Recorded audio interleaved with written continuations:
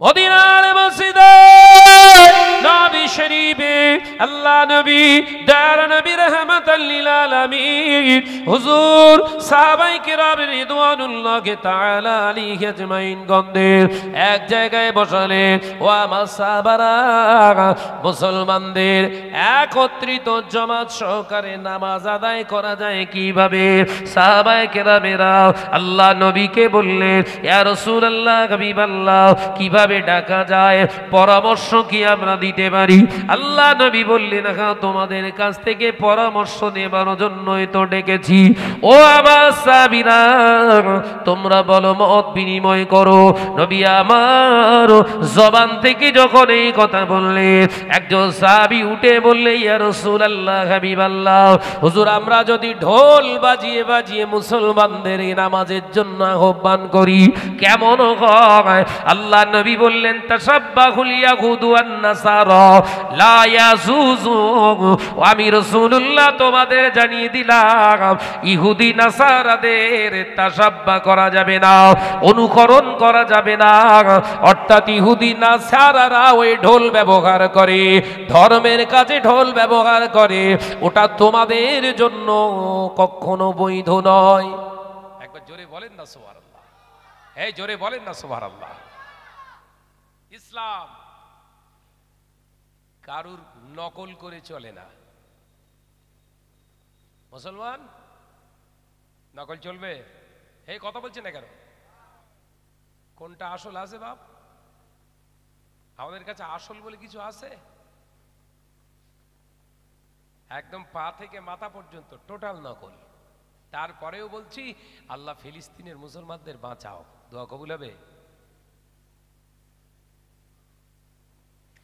ও নওজওয়ানেরা, যুবকেরা, ছেলেরা, বাচ্চারা, পর্দা নিশিরা, মা ও বোনেরা, বেড়াবেড়িয়ার মুসলমানেরা, আলোচনা বোঝো।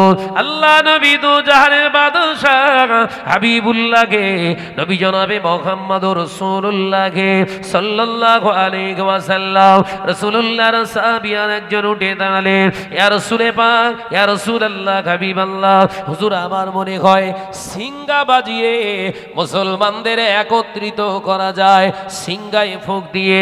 আল্লাহ নবী বললেন, তাসাব্বাহুন নাসারা ওয়া মাসাবারা, এটা নাসারাদের কাজ, অনুকরণ করা হবে নাসারাদের। আমি রাসূলুল্লাহ বলছি জায়েজ নয়। আমি নবী জানিয়ে দিলাম, মান তাসাব্বাহা বিকওমিন ফাহুয়া মিনহুম।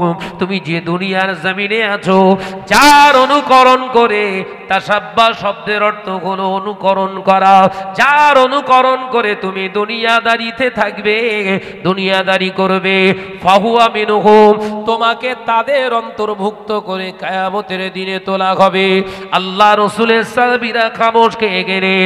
আরো একজন সাহাবী উঠে বললে, ইয়া রাসূলুল্লাহ, হাবিবাল্লাহ, হুজুর, হুজুর, আমার মনে হয় কিছু শুকনো কাঠ এক জায়গায় জোগাড় করে দিয়ে আমরা যদি একটি আগুন ঠুকে দিয়ে লিলিহান আগুনটা জ্বালায়, ওই আগুনটা দেখে মানুষ নামাজ আদায় করতে আসবে। আল্লাহ নবী বললেন, এই আগুন পূজারী এক শ্রেণীর মানুষ রয়েছে, আগুন দিয়ে ইবাদতের জায়গা করা যাবে না। এ নওজওয়ানেরা, আল্লাহ নবীর কলেজার সাহাবী সিদ্দিক আকবর হযরত আবু বকর সিদ্দিক উঠে দাঁড়ালেন, ইয়া রাসূলুল্লাহ, হাবিবাল্লাহ, আমি আবু বকর দেখছি সবাই মত বিনিময় করছে, হুজুর, আমি আবু বকর কি একটু মত বিনিময় করব? হ্যাঁ বলো আবু বকর। ইয়া রাসূলুল্লাহ, হাবিবাল্লাহ, আমার মনে হয় লাঠির আগায় কোনো একটা উঁচু স্থানে যদি পতাকা উত্তোলন করা যায়, ওই পতাকা দেখে মুসলমান নামাজ আদায় করতে আসবে। আমি আবু বকর ভেবে দেখেছি, পৃথিবীর কোন ধর্মের মানুষেরা পতাকা তুলে ইবাদতের জন্য ডাকে না। সুবহানাল্লাহ বলেন। এই জোরে বলেন। এই বুখারী শরীফ থেকে বলছি, বাবুল আজান একটি অধ্যায় আছে। রাসূল পাক সাল্লাল্লাহু আলাইহি সাল্লামের সাহাবী সিদ্দিক আকবরের কথা শুনে রাসূল মুচকে হেসে বললেন, বাবা আবু বকর, তোমারটা তুমি বলেছো ভালো, কিন্তু আমি রাসূলুল্লাহ দেখতে পাচ্ছি ওর ভিতরে নোকসানিয়াত আছে। একবার জোরে বলুন না সুবহানাল্লাহ। নবী আবু বকর সিদ্দিক একজন শিক্ষিত মানুষ, সেই শিক্ষিত মানুষের একটা পরামর্শের ভিতরে নোকসানিয়াত আছে, রাসূলুল্লাহ খুঁজে দিচ্ছেন। কোন ইউনিভার্সিটিতে পড়েননি সেই নবী। ওমা আরসালনাকা ইল্লা রাহমাতাল লিল আলামিন। একবার জোরে বলুন। ও নওজোয়ানেরা, যুবকেরা, ছেলেরা, বাচ্চারা, পর্দানিশীরা, মা ও বোনেরা, আল্লাহ নবী সাহাবীকে রাসূলুল্লাহ বুঝিয়ে দিলেন, ও আমার আবু বকর, নিঃশব্দে তুমি উঁচু স্থানে লাঠি রাগায় তুমি পতাকা উত্তোলন করবে। আমার উম্মতিরা দুনিয়ার কাজে ব্যস্ত থাকবে, সংসার, বিবি, ছেলে পুলা, ব্যবসা বাণিজ্যের কাজে থাকবে। ও আমার সাহাবী আবু বকর রে, কখন তুমি পতাকা উত্তোলন করবে কেউ জানতে পারবে না, জমাতে নামাজ তারা পাবে না। আল্লাহ নবী সাহাবী আবু বকর বললেন, মান সাদ্দাকতা ইয়া রাসূলুল্লাহ, বারহাক আপনি সত্য বলেছেন। ইয়া রাসূলুল্লাহ, আল্লাহ, আমি তো অতটা ডিপলি ভাবিনি। আমি শুধু ভাবলাম যে এই পতাকা তুলে কাউকে ধর্মস্থানে ডাকা হয় না, সেই জন্য পেশ করলাম, কিন্তু ওর ভিতরে নোকসানিয়াত আছে সেটা তো আমি জানিনি। হুজুর, আপনি তো রাহমাতাল লিল আলামিন, ওই জন্য সহজে বার করতে পারলেন। একবার জোরে বলুন। এ নওজোয়ানেরা, যুবকেরা, ছেলেরা, বাচ্চারা, পর্দানিশীনা মা ও বোনেরা, আল্লাহ নবী বললেন আজকে আর আলোচনা হবে না, এই পর্যন্ত মুলতবি করে দেয়া হলো, স্থগিত করে দেয়া হলো, আজকে আর আলোচনা নয়। আল্লাহ চাইলে আগামী দিনে ইনশাআল্লাহ হয়ে যাবে। সাহাবায়ে কেরামেরা চিন্তিত হয়ে গেলে, না না না, আমরা চলে যাচ্ছি, কিন্তু আমাদের মনটা বোঝে না কি করে আমরা জামাতের সঙ্গে নামাজ আদায় করব, কিভাবে মুসলমানদের একত্রিত করা হবে, এই নিয়ে চিন্তায় যে যার বাড়ির দিকে চলে যায়। আল্লাহ নবী একদিন পার হয়ে গেল, আবার সাহাবায়ে কেরামেরা এক জায়গায় হলে আল্লাহ নবী আবার আলোচনা শুরু করে দিলেন। সিদ্দিক আকবর আবু বকর বসে আছে, সমস্ত সাহাবায়ে কেরামেরা বসে আছে। হযরতে ওমর ইবনুল খাত্তাব রাদিয়াল্লাহু তাআলা আনহু উঠে দাঁড়ালেন, ইয়া রাসূলুল্লাহ, হাবিবাল্লাহ, হুজুর হুজুর, আমি কি আজকে আমার একটা গতকালের রাতের স্বপ্নের কথা আপনাকে জানাবো? আল্লাহ নবী মুচকে ঘেঁষে বললেন, আবু বকর, এই রকম একটা গুরুত্বপূর্ণ মাহফিলে মজলিসে তুমি তোমার স্বপ্নের কথা আমাকে বলছো, বলো, সব আলোচনা বাদ দিয়ে তোমার স্বপ্নের কথা এটাই শুনি। হযরতে ওমর ইবনুল খাত্তাব বুঝতে পারলেন এই যে মজলিসে আমারও স্বপ্নের কথাটা বেয়াদবি হয়ে যাবে, রাসূলুল্লাহর সময় লস করা হয়ে যাবে, তাই আমি ওমর আমার কথাটার না বলে আল্লাহর নবীকে বলে দিলাম, ইয়া রাসূলুল্লাহ, হাবিবাল্লাহ, আজকে আর আমি বলবো না, আমি ওমর বসে গেলাম। এটা হচ্ছে রাসূলের প্রতি ওমরের আদব। একবার জোরে বলুন। জোরে বলছেন না? হযরতে ওমর বসে পড়লেন, স্বপ্নের কথা আর বললেন না, কারণ স্বপ্নের কথা যখনই রাসূলুল্লাহকে বলতে চাইলেন, রাসূল কি বললেন, এই এত সুন্দর একটা মজলিস, গুরুত্বপূর্ণ বিষয় নিয়ে আলোচনা হবে, আর ওমর তুমি তোমার স্বপ্নের কথা আমাকে বলবে, বলো, আমরা সে আলোচনা বাদ দিয়ে তোমার স্বপ্নটাই শুনি। হযরতে ওমরের মাথায় লেগে গেছে কথাটা, তাই তো আজকে তো আমার স্বপ্নের জন্য তো বৈঠকে বসিনি, মুসলমানরা কিভাবে একত্রিত হবে সেই নিয়ে আজকে আলোচনা। এই আলোচনায় যদি আজকে স্বপ্নের কথাটা বলি, তাহলে রাসূলের সময়টা অপচয় হয়ে যাবে। ইয়া রাসূলুল্লাহ, বললাম আর বলবো না, বসে পড়লাম। আদব। এ নওজোয়ানেরা, যুবকেরা, ছেলেরা, বাচ্চারা, পর্দানিশীনা মা ও বোনেরা, হযরতে হযরতে যায়েদ রাদিয়াল্লাহু তাআলা উঠে দাঁড়ালে, ইয়া রাসূলুল্লাহ, হাবিবাল্লাহ, আমারও একটা কথা আছে। কি কথা আছে বাবা যায়েদ? ইয়া রাসূলুল্লাহ, হাবিবাল্লাহ, হুজুর, গতকাল রাতে আমি একটা স্বপ্ন দেখেছি, মদিনা রাস্তা দিয়ে আমি হেঁটে হেঁটে যাই। ইয়া রাসূলুল্লাহ, হাবিবাল্লাহ, ওই মদিনা রাস্তা দিয়ে অপর দিক থেকে একজন অতিবা সুন্দর চেহারার লোক হাতে একটা সিঙ্গা নিয়ে আমার সামনে দিক থেকে আসে। ইয়া রাসূলুল্লাহ, হাবিবাল্লাহ, হাতে সিঙ্গা আছে দেখে আমি যাই মাথা নিচু করে নিলাম। কিন্তু ইয়া রাসূলুল্লাহ, হাবিবাল্লাহ, ওই লোকটা আমাকে সালাম দিল। আমাকে সালাম দিয়ে আমাকে বলতে লাগলেন, ও নবী পাকের সাহাবী যায়েদ, মনটা কেন খারাপ? কি হয়েছে? কিসের টেনশন? হযরতে যায়েদ রাদিয়াল্লাহু তাআলা আনহু বললেন, ইয়া রাসূলুল্লাহ, হাবিবাল্লাহ, হুজুর, ওই ব্যক্তিটা যখন আমার নাম ধরে এমন কথা বললে, আমি আর বিসম্মিত হলাম না, খোলাসা আলোচনা করলাম। ও আল্লাহর বান্দা, আমরা বড় টেনশনে রয়েছি, বড় চিন্তায় চিন্তিত রয়েছি। মুসলমানরা কি করে এক জায়গায় হবে, নামাজ আদায় করবে জামাতবদ্ধভাবে? কোনো প্রসেস, কোনো পদ্ধতি আমরা খুঁজে পাচ্ছি না। তবে আপনার হাতে যে সিঙ্গা আছে, ওই সিঙ্গাটা কি আমাদের দেবে? ওই সিঙ্গা বাঁচিয়ে মুসলমানদের আমরা ডাকবো।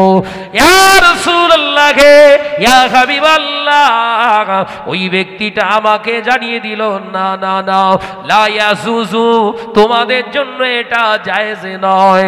তোমরা এমন একটা ধর্মের মানুষ, এমন একটা ধর্মের উপরে তোমরা ঈমান এনেছো যে ধর্ম পৃথিবীর কোনো ধর্মের নকল করে চলে না।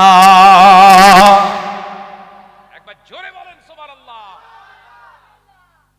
ইসলাম কারুর নকল নয়, মুসলমানও কারুর নকল হবে না। এই কথা বুঝতে পারছেন না? এই দাড়ি কাটা কার নকল? বেনামাজি হয়ে দাঁড়িয়ে দাঁড়িয়ে শুশু করা কার নকল? কোল কেটা না কার নকল? লটারি কাটা কার নকল? সুদ খাওয়া কার নকল? পরের জমি ভাগরা করা কার নকল? বলে হুজুর কি করব? ও ও রাতেও আছো, দিনেও আছো। আলোচনা অসুবিধা হচ্ছে নাকি বলেন? সব টেনশনে পড়ে গেছে। হঠাৎ করে এই রাতে ইরামজ হওয়ার কথা ছিল না তো, ইরামজ হচ্ছে কেন? পরিচয় যদি আপনারা দেন, আমরা দিই মুসলমান, তাহলে কার্যকলাপটাও হওয়া দরকার মুসলমানের মতো। লটারি আপনার জন্য হারাম, সুদ আপনার জন্য হারাম, ভাগরা করা আপনার জন্য হারাম, পরের জমি গজব করা আপনার জন্য হারাম, কাউকে মিথ্যা তহমত দেওয়া আপনার জন্য হারাম, গীবত করা আপনার জন্য হারাম, মিথ্যার আশ্রয় গ্রহণ করা আপনার জন্য হারাম, সুদ খাওয়া আপনার জন্য হারাম, জিনা ব্যভিচার করা আপনার জন্য হারাম। কোনটা বাকি আছে বাপ? কথা বলছেন না কেন? শাহনাজ ভাই বিরাট উল্টো পাল্টা বলে। বলি এমনি নয়, আমি এমনি বলি না। দুটো উদ্দেশ্য, কবরটা ঠিক রাখা আর দাওয়াতটা যাতে বন্ধ হয়। এই সময় তো ঘুমনের কথা। রাতের ঘুম মানুষের জন্য আল্লাহ এত নিয়ামত করেছে যে রাতের ঘুমটা যদি সঠিকভাবে না হয়, অল্প দিনেই মানুষ কি হবে? রোগে আক্রান্ত হবে। এখন আমার বয়স কত? দেখলি বলবেন 50, 45, 40। ওরে না রে পাগলা, এই 2013 সালে টাইটেল পাস করা ছেলে আমি। 37 বছর বয়স। হ্যাঁ, কি বুঝছে? সাইফুল্লাহ ভাই আমার বড় বলো, কিন্তু দেখলি বোঝা যাবে না যে রাতের ঘুম যদি ঠিকভাবে না হয় তাহলে জানবেন আপনার শরীরের ভিতর থেকে রক্ত কিন্তু গন্ডগোল হচ্ছে। কারণ এই রাত হচ্ছে রক্ত তৈরি করার একটা ফিল্টার। একবার জোরে বলুন সুবহানাল্লাহ। মাথায় ঢুকছে? বিজ্ঞানের কথাও কিছু কিছু বলে দিয়ে যায়।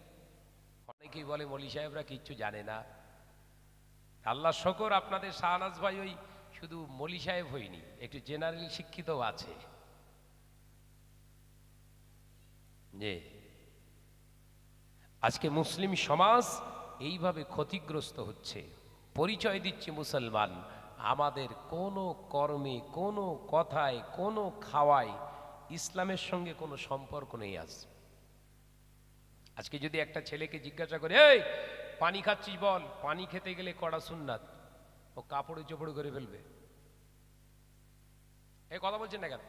আপনারা বলতে পারবেন পানি খেতে গেলে কড়া সুন্নাত? এই অশ্বনে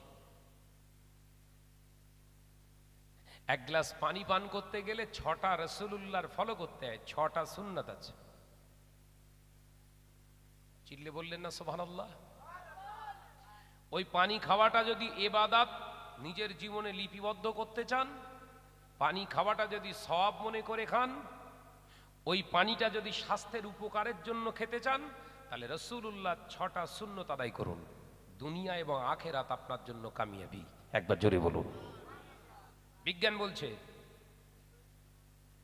নবী মুহাম্মদ রাসূলুল্লাহ সাল্লাল্লাহু আলাইহি ওয়াসাল্লাম যেভাবে পান করেছে, ওইভাবে যদি পৃথিবীর সমস্ত মানুষগুলো পানি পান করত, 3টে রোগ থেকে বেঁচে যেত। Number 1 stroke. এখন আবার স্ট্রোক হচ্ছে কি মিনি স্ট্রোক। স্ট্রোকের নাম শুনলে এমনি হাসি লাগে, মিনি স্ট্রোক। নাম্বার 1, আপনার শরীরের ভিতর থেকে স্ট্রোক নামক যে জায়গাটা সম্পূর্ণ ক্লোজ হয়ে যাবে যদি সুন্নতের মোতাবেক আপনি পানি পান করেন। দ্বিতীয় নাম্বার, লাংসের ক্ষতি হবে না। দ্বিতীয় নাম্বার কি বললেন? বিজ্ঞান বলছে লাংসের ক্ষতি হবে না। তৃতীয় নাম্বার, আপনার শরীরের সমস্ত শিরা উপশিরায় সুন্দরভাবে সমস্ত রক্ত সঞ্চালনের স্পিরিটটা স্বাভাবিক মাত্রা রেখে দেবে। একবার জোরে বলুন। বিজ্ঞান বলছে। বিজ্ঞান বিশ্বাসী ছেলেরা আজকে ভালো করে শুনে নাও।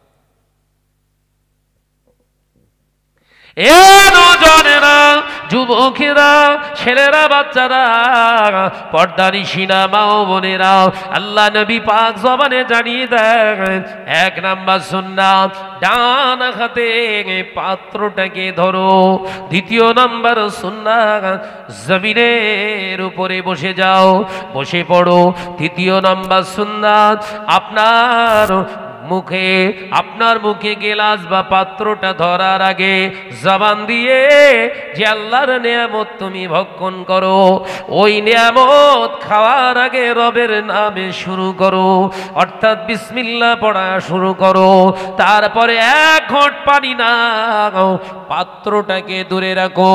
বিজ্ঞান বলছে মুহাম্মাদুর রাসূলুল্লাহ সাল্লাল্লাহু আলাইহি ওয়াসাল্লাম এই পানি খাবার সময় 1 ঘট পানিটা মুখে নিয়ে পাত্রটা সরিয়ে রাখে। তার মানে হলো মানুষ যেটা গ্রহণ করে ওটার নাম হলো অক্সিজেন, যেটা বহিঃপ্রকাশ করিয়ে দেয় তার নাম হলো কার্বন ডাইঅক্সাইড। এই কার্বন ডাইঅক্সাইড মানুষের শ্বাস প্রশ্বাসের সঙ্গে যখন দূষিত গ্যাসটা বের হয়, মানুষ যখন একটানা পানি পান করে, ওই পাত্রের ভিতরে শ্বাস ফেলাটা প্রশ্বাস ফেলাটার কারণে সমস্ত ওই কার্বন ডাইঅক্সাইড পানির উপরে পড়ে যায়। কার্বন ডাইঅক্সাইড এমনই একটা গ্যাস যেটা পানির সঙ্গে সহজে মিশে যায়। ওই দূষিত পানিটা আবার পান করলে মানুষের মারাত্মক রোগ, ক্যান্সারও হতে পারে। রাসূল সেফ জোনে রাখছে আপনাকে, বিজ্ঞান শেখাচ্ছে। রাসূল কি বললেন? 1 ঘট পানি নিয়ে মুখ থেকে পাত্রটা আলাদা করো। এই 1 ঢোক পানি নিয়ে সাইডে সরিয়ে রাখা, এটা রাসূলের 4 নম্বর সুন্নাত। একবার জোরে বলুন। জোরে বললেন না? এটা আওয়াজ দেন। 1 নাম্বার কি বলেছি? ডান হাতে, চাচা মাথায় টুপি, চায়ের দোকানে বলছে চা দে, শিগগির চা দে, আগে বিস্কুট মার।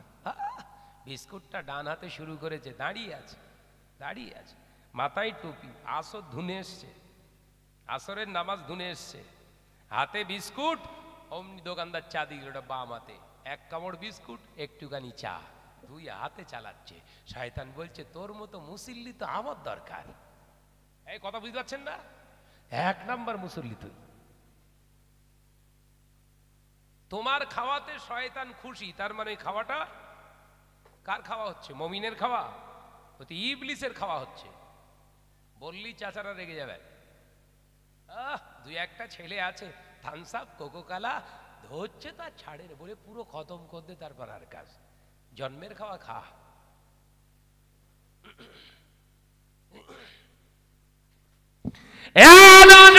যুবকেরা, ছেলেরা, বাচ্চারা, আল্লাহ নবী পাক জবানে জানালেন 3 দফায় ওই পানির পাত্রের সমস্ত পানিগুলোকে তুমি খাও।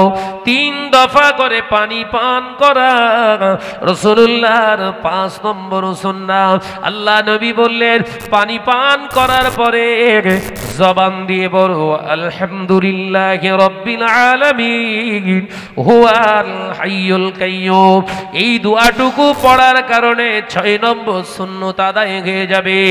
টোটাল গেলাসের পানি খাওয়াটাও ইবাদত হয়ে যাবে। দেখেছেন, দুনিয়া সেফ, আখিরাত সেফ। সুবহানাল্লাহ বলেন। ইসলামটাকে বোঝো। মদিনার মসজিদে নবী শরীফে আমার নবী সাহাবায়ে কেরামদের যখন বললেন ও আমার সাহাবীরা বলো, হযরতে যায়েদ রাদিয়াল্লাহু তাআলা আনহু বলতে লাগলেন ইয়া রাসূলুল্লাহ, হাবিবাল্লাহ, ওই লোকটা আমাকে বললেন এটা তুমি নিও না। ও নবী পাকের সাহাবীরা, আপনারা সবর করুন, ধৈর্য ধরুন, আল্লাহ নিশ্চয়ই আপনাদের জন্য মঙ্গল কিছু রেখে দিয়েছে। এ নজরেরা, রাসূলুল্লাহর সাহাবী স্বপ্ন যোগে কথা বলছে, ইয়া রাসূলুল্লাহ, হাবিবাল্লাহ, ওই ব্যক্তিটাকে আমি বললাম যে আমরা বড় টেনশনে রয়েছি, আমরা কি করব খুঁজে পাই না, কিভাবে মুসলমানকে আমরা একত্রিত করব জানি না। ওই লোকটা ওই সময় বলেছিলেন ও নবী পাকের সাহাবী ভাই যায়েদ, চিন্তা করবেন না, আমি কিছু শব্দ আপনাকে শিখিয়ে দিচ্ছি, ওই শব্দগুলা আপনারা ব্যবহার করতে পারে। পৃথিবীর কোন ধর্মের মানুষ ওগুলো ব্যবহার করে না। কি আখলাক, কি আদব, কি দিন, কি শরিয়াত, কি তহজিব, কি তামাদ্দুন, এসব আমাদের কাছে নেই। রাসূলের সাহাবী বললেন ইয়া রাসূলুল্লাহ, হাবিবাল্লাহ, ওই লোকটা আমাকে কয়েকটা শব্দ শিখিয়েছে, শব্দগুলো কি আপনাকে শোনাবো? শোনাও, শোনাও। রাসূলুল্লাহ বলছে শোনাও। আল্লাহু আকবার, আল্লাহু আকবার। শব্দ শোনাচ্ছে, সুবহানাল্লাহ বলবেন না? জোরে বললেন না? এই আপনার সামনে চুপ করে, পেছন থেকে বলেন সুবহানাল্লাহ। না, সব ঠিক আছে। আমি বললাম জ্যান্তই সব মরে রেস, জ্যান্তই মরা, বোঝেন তো, জেগে ঘুমোচ্ছে। সবাই সামনে সুবহানাল্লাহ জোরে বলতে বলুক গে যে আমরা সুবহানাল্লাহ। কথা বুঝাচ্ছেন না? হ্যাঁ, ওই জন্য আবার মজলিসে থাকলে সব পুরো চাঙ্গা হয়ে থাকতে হবে। আমি আর মাঝে মাঝে টেস্ট করি, বুঝতে পেরেছেন তো, ভাগ করে করে তাকবীর দেওয়ায়, ফাঁকি দেওয়ার কোনো জায়গা নেই। ও নজরেরা, রাসূলুল্লাহর সাহাবী বলে ইয়া রাসূলুল্লাহ, হাবিবাল্লাহ, হুজুর, ওই ব্যক্তিটা আমাকে শেখালেন আশহাদু আল্লা ইলাহা ইল্লাল্লাহ।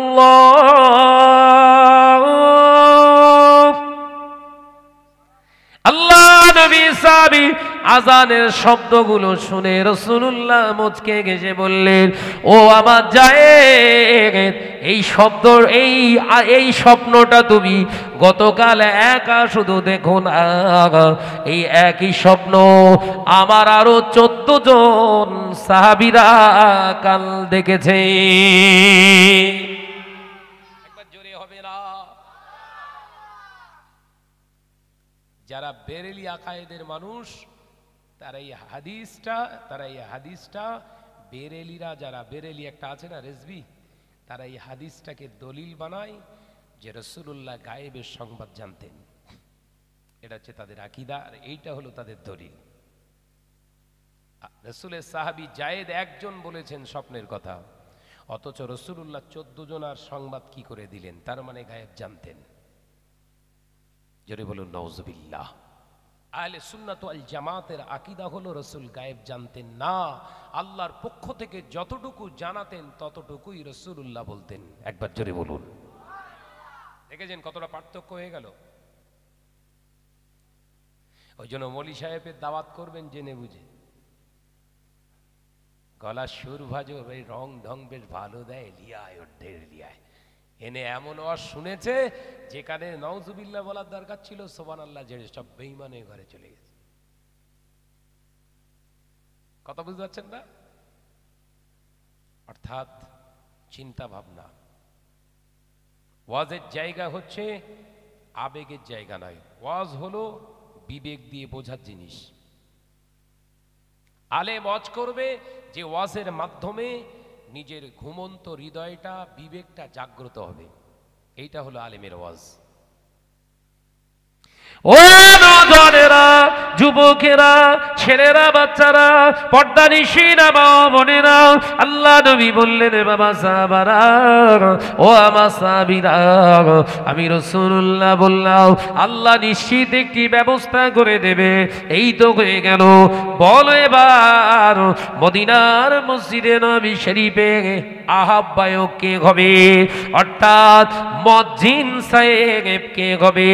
রাসূলুল্লাহর সাহাবীরা সবাই হাত উঠিয়েছে। জোরে বলুন। মুয়াজ্জিন কটা দরকার? ধরে নিলাম প্রত্যেক ওয়াক্তে একটা করে, তাহলে 5টা। সাহাবায়ে কেরামেরা আছে প্রায় 300-400-র উপরে সাহাবায়ে কেরাম। সবাই বলছে হুজুর আজান দেবো। মুয়াজ্জিন আজান দেবে নিঃস্বার্থে, মাইনে টাইনে নেই। আর আমাদের এলাকার মুয়াজ্জিনরা সব আগের মাস থেকে যদি 500 না বাড়ে আজান ছোট হবে। প্রথম যখন মুয়াজ্জিন এসে জয়েনিং করেছে, আজান দিচ্ছে, তা মনে হচ্ছে যেন সেই ঢাকার সেই বাইতুল মোকাররম মসজিদের কারি ওবায়দুল্লাহ সাহেবের মতো আজান। প্রথম 3 মাস ওই আজান হয়েছে। 3 মাস পরে এবার নক করেছে কমিটির, 500 টাকা বাড়াতে হবে, নইলে আজান চেঞ্জ হবে। মসজিদ কমিটি গুরুত্ব দেয়নি, সত্যি এখানে অন্য আজান দিচ্ছে পুরো। দেখেছেন? রাসূলের সাহাবী হাত উঠিয়েছে, সাহাবায়ে কেরাম আমরা মুয়াজ্জিন হব। আল্লাহ নবী, দয়ার নবী রাহমাতাল লিল আলামিন হুজুর দেখলে সবাই হাত উত্তোলন করেছে। মদিনার মসজিদে নবী শরীফে এক কোণে ওই কালো মানুষটা আমার বেলাল হাত উঠায় নাও। আল্লাহ নবী বললেন, ও বাবা বেলাল, রোনাজালি কেন করো? তুমি হাত ওঠাও না কেন? কি তোমার মনে শখ জাগে না? আশা নাই মুয়াজ্জিন হবে, আহ্বায়ক হবে? আল্লাহ নবী সাহাবী ওই কালো মানুষটাও হাবশী বেলাল রাদিয়াল্লাহু তাআলা আনহু বলেছিলেন, ইয়া রাসূলুল্লাহ, হাবিবাল্লাহ, আমি হাবশী দেশের মানুষ, আমি গোলাম থেকে আজাদ হয়েছি। হুজুর আমার দেখতে খারাপ, হুজুর আমার বংশের দিক থেকেও আমি সকলের পিছনে। ইয়া রাসূলুল্লাহ, হাবিবাল্লাহ, হুজুর আমার সাহস হয় না, হুজুর আমি ওই রকম একটা জায়গা পাবো, হুজুর আমার মর্যাদা, আমার শান কিছুই নাই, হুজুর ওই জায়গায় আজান দেওয়ার মতো আমার ক্ষমতা নাই। আল্লাহ নাই বললে, ও বাবা সাহাবারা, ও আমার সাহাবীরা, তোমরা বংশের দিক থেকে উঁচু, তোমরা গায়ের রঙের দিক থেকে সবার থেকে সুন্দর, আমার বেলাল তোমাদের থেকে কালো, তোমরা হলে ভালো, কিন্তু আমি রাসূলুল্লাহ দেখতে পাই। ও আমার সাহাবারা, তোমরা মজ্জেন হলে হবে ভালো, কিন্তু আমি রাসূলুল্লাহ দেখতে পাই। আমার বেলালকে যদি মজ্জিন বানানো হয় সবার থেকে হবে আরো ভালো। একবার জোরে হবে না? আবার বেলালকে মজ্জিন বানাবো, খুশির সংবাদ। দেখেছে, কালো সাদা ছোট বড় ইসলামের কোনো অস্পৃশ্যতা নেই, এটার নামই হলো ইসলাম। একবার জোরে বলুন। যে হযরতে বেলাল হাবশী দেশের মানুষ, আফ্রিকান কান্ট্রি, যে বেলাল স্কুল কলেজ ইউনিভার্সিটিতে হায়ার এডুকেটেড নয়, ভালো মুফতি না, মাওলানা না, রাসূলুল্লাহর সামনে কালো কদাকার দেখতে কুশ্রী ওই রকম একটা মানুষকে রাসূলুল্লাহ সবার ঊর্ধ্বে আসন দান করলেন।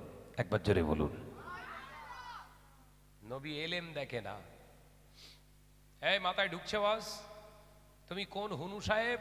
ইসলাম ওটা বোঝে না। ভেতরটা পরিষ্কার আছে কি আগে বলো। তুমি লাটের বাট বিশাল কিছু করে ফেলেছো, হুনু, তোমার ভিতরে হিংসা গজগজ করছে। তুমি যত বড় মুফতি সাহেব সাজো না কেন, তোমার স্থান পায়ের নিচে। এ কথা ঠিক না? বুঝে বলে শয়তান তোমার থেকে ভালো শিক্ষা অর্জন করেছিল ফেরেশতার কাছ থেকে। আবার ওই মুসা সামারা বলে তাফসিরের কেতাবে আছে, মুসা সামিরি বলে একজন ছিল, সেও ফেরেশতার কাছে মানুষ। স্থান কোথায়? পায়ের নিচে।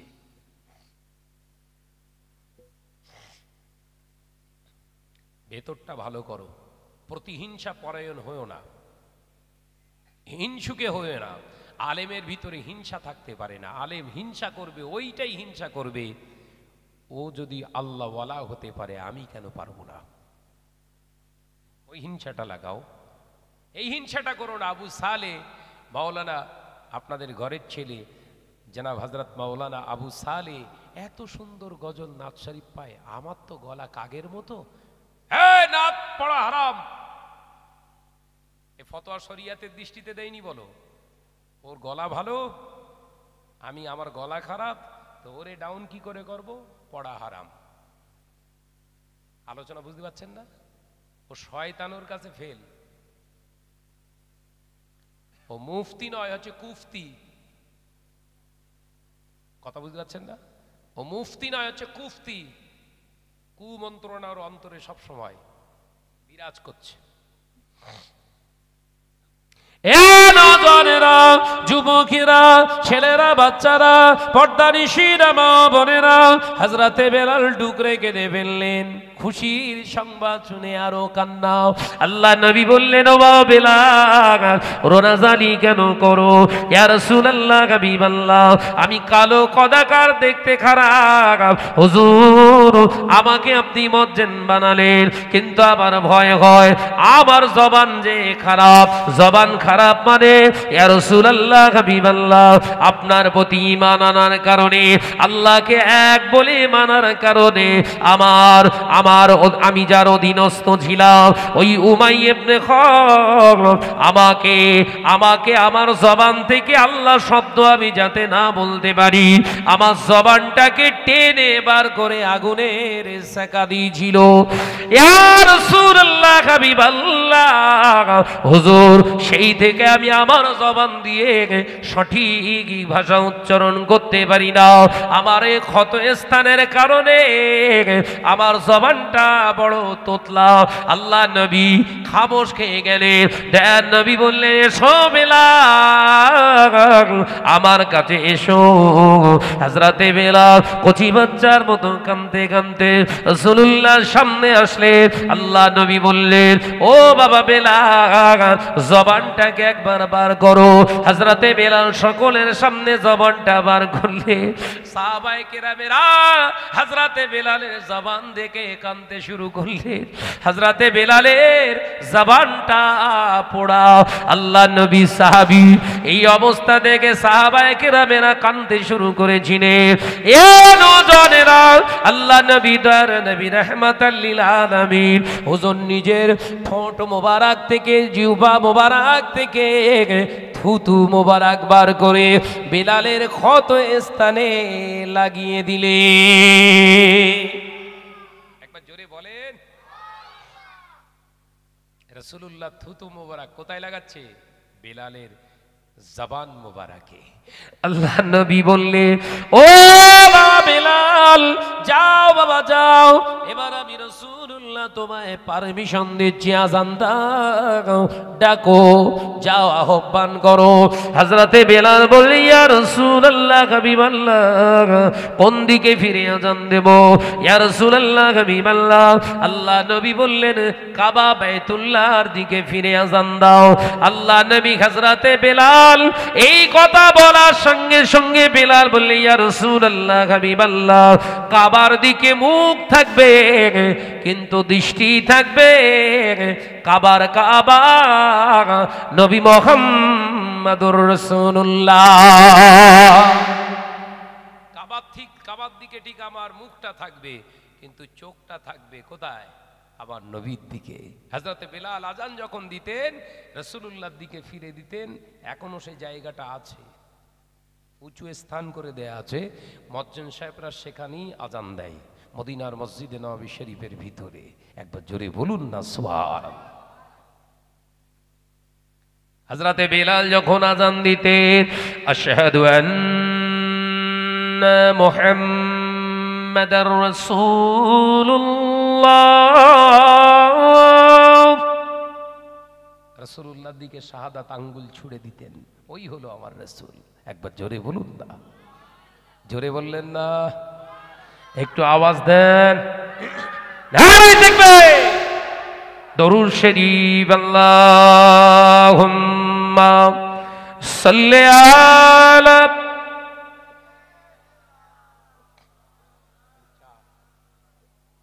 ওয়া আলা আলি। হালকা লিখা, হালকা মিষ্টি, একটু আওয়াজ দিয়ে পড়ো বাবা। আল্লাহুম্মা সাল্লি আলা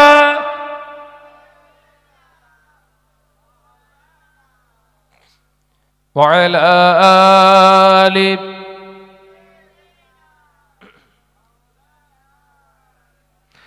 একদিন তোমারি নাম মসজিদে হবে এলান, একদিন তোমারি নাম মসজিদে হবে এলান। তৈরি থেকো, তৈরি রেখো কবরের মাল সামান। জোরে বললেন না, একটু চিল্লে হবে না। একদিন তোমারি নাম মসজিদে হবে এলান, একদিন তোমারি নাম মসজিদে হবে এলান।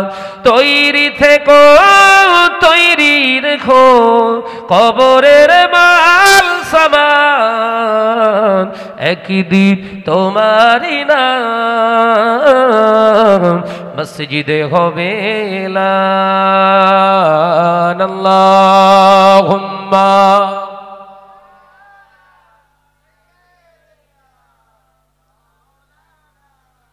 আরো জোরে, আরো জোরে। ওয়া আলা আলি।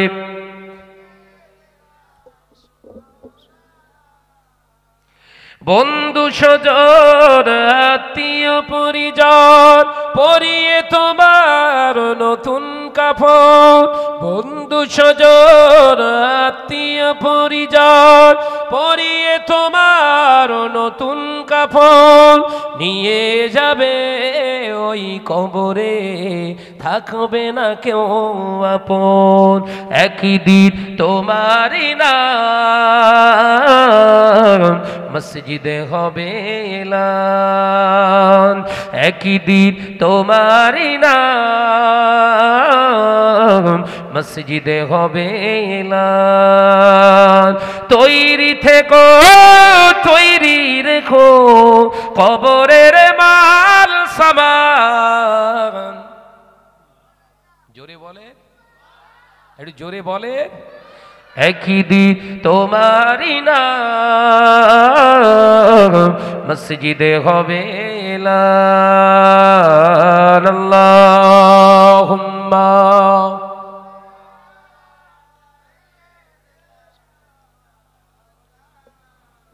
মাশাআল্লাহ, আরো জোরে হবে। ওয়ালা আলি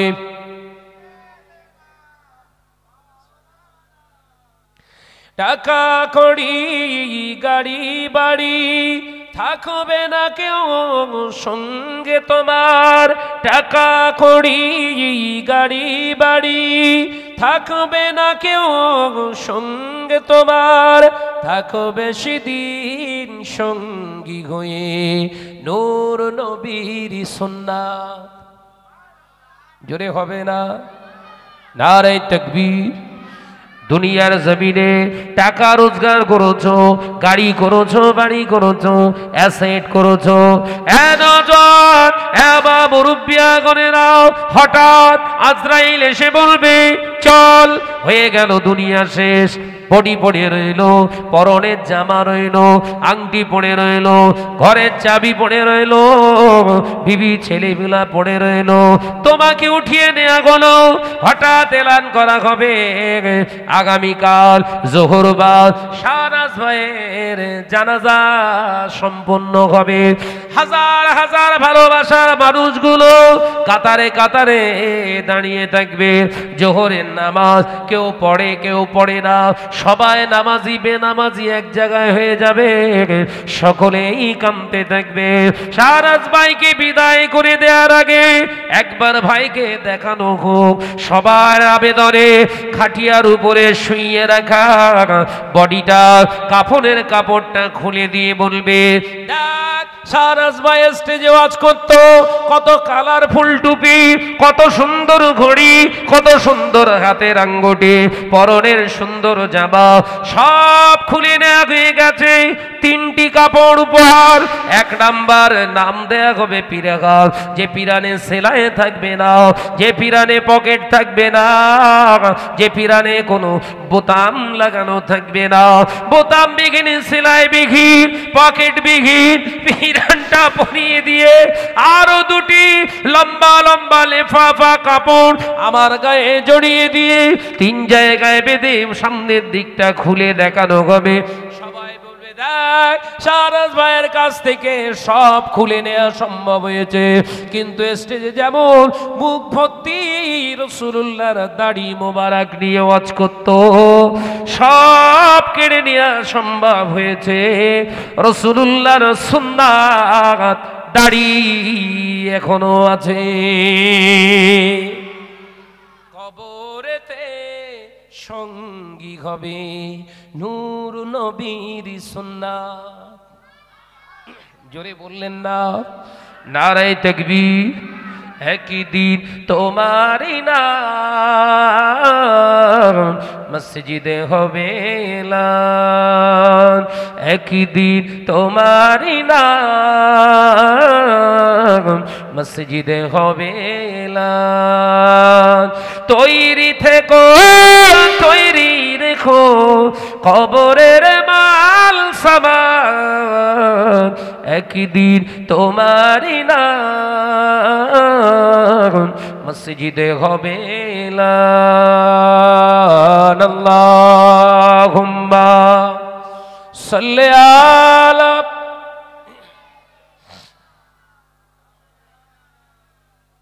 আরো জোরে আলা আলি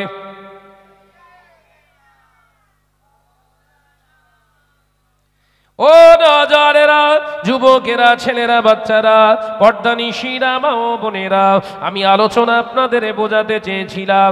রাসূল পাক সাল্লাল্লাহু আলাইহি ওয়াসাল্লাম পাক জবানে জানালেন, ও বাবা বেলাল, যাও এবার আজান দাও। হযরতে বেলাল আজান দিতে শুরু করলেন। আল্লাহু আকবার, আল্লাহু আকবার। বলুন সকলে আল্লাহু আকবার। আর জোরে হয় আল্লাহু আকবার। যুবকেরা, বিলালের আজান শেষ হলো না, নাযালা বিহি জিবরিল আমিন, হযরতে জিবরাইল আলাইহিস সালাম এসে হাজির। আল্লাহ নবীকে সালাম দিয়ে, আসসালামু আলাইকা ইয়া রাসূলুল্লাহ, ইয়া হাবিবাল্লাহ, হুজুর আপনার বেলাল আজান দেয়, আমি জিবরিল আমিন সাত তবক আসমানে দাঁড়িয়ে দাঁড়িয়ে ভাই বেলালের আজানটা শুনতে পায়। একবার জোরে হবে না? আমার আলোচনার মুখ্য বিষয় ছিল, উদ্দেশ্য ছিল এটা, হাদিস পাকটা বোঝাতে চেয়েছিলাম। আল্লাহ নবী বললেন, আজানের সময় দুনিয়ার কোনো কথা বলো না, আজানের সময় কোরআন তেলাওয়াত করো না, আজানের সময় মুসলমানকে সালাম দিও না। তাহলে টেলিভিশন কি দেখা যায়?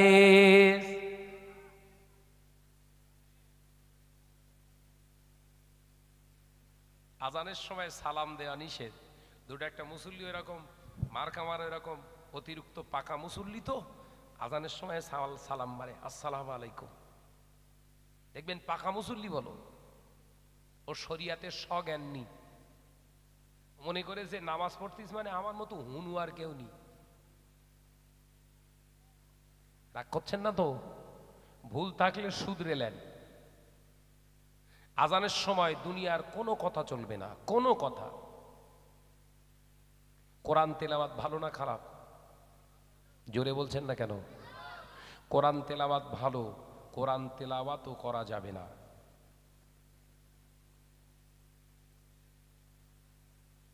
আইপিএল খেলাটা দেখা যাবে, হ্যাঁ। আমার ভাবিদের ওই মোটামুটি সিরিয়ালটা দেখা যাবে, দেখা যাবে না? না, ওই ভলিউম কমিয়ে দিয়ে সাইলেন্ট মুডে।